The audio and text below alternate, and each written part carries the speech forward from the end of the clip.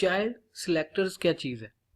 अगर आप इन टैग्स को देखें तो चाइल्ड सिलेक्टर्स एक्चुअली मीनिंग ये है कि tag inside a tag, HTML में एक टैग के अंदर दूसरे टैग को चाइल्ड सिलेक्टर के थ्रू हम डिफाइन करते हैं। जैसे कि अगर आप यहाँ पर देखें, ये जो बॉडी का टैग है ये इनसाइड HTML टैग है, तो जो बॉडी का टैग है ये चाइल्ड है, चाइल्ड टैग है, HTML टैग जो है ये पेरेंट टैग है। इसी तरह अगर आप हेड के टैग को देखें तो ये चाइल्ड टैग है और उसका पेरेंट टैग है HTML। अगर आप इस स्टाइल के टैग को देखें तो ये चाइल्ड टैग है, हेड जो है वो पेरेंट टैग है।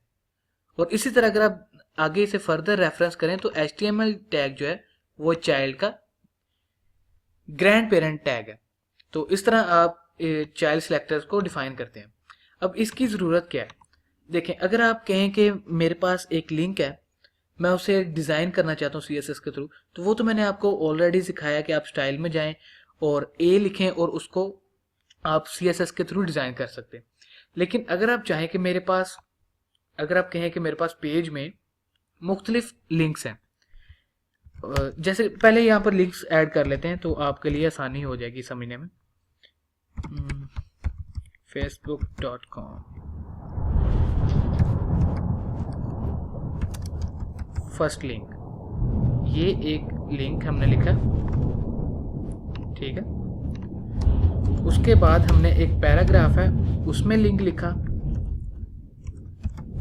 पैरा लिंक, और उसके बाद हमने एक हेडिंग लिखी और उसमें लिंक लिखा।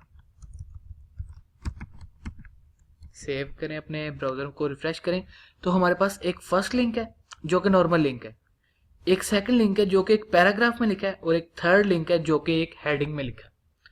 अब हम क्या चाहते हैं कि हमारे वेब पेज में बहुत सारे लिंक्स हैं, लेकिन सिर्फ हम उस लिंक को डिज़ाइन करें जो कि पैराग्राफ के अंदर है।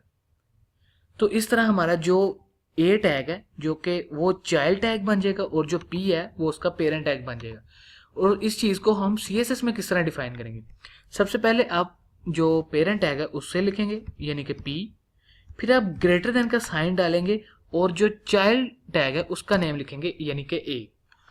तो ये ग्रेटर देन जो साइन है अपेरेंटली ये रिलेशन को शो करता है, यानी कि चाइल्ड टैग, ग्रेटर देन का साइन और उसका पेरेंट टैग, और उसके आगे आप उसी तरह ब्रेसेस में अपनी जो CSS की प्रॉपर्टीज हैं वो लिखें, जैसे कि कलर ग्रीन और टेक्स्ट डेकोरेशन नन। हमने दो प्रॉपर्टीज दी हैं उस लिंक को जो कि सिर्फ पैराग्राफ में है।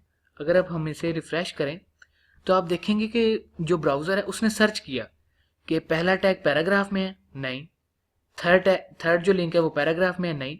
जो सेकंड लिंक है वो उसने देखा कि हाँ ये पैराग्राफ में है। तो इसे क्या करना है, अब इस लिंक को ये वाली CSS प्रॉपर्टीज देनी है, जैसे कि कलर इसका कलर ग्रीन कर दो, जो टेक्स्ट डेकोरेशन है वो नन कर दो, इसलिए यहाँ से अंडरलाइन खत्म हो गया। तो इस तरह आप जो चाइल्ड सिलेक्टर्स हैं इनके थ्रू आप जो पर्टिकुलर जो चाइल्ड है किसी भी पेरेंट टैग का उसे आप डिज़ाइन कर सकते हैं, कस्टमाइज कर सकते हैं।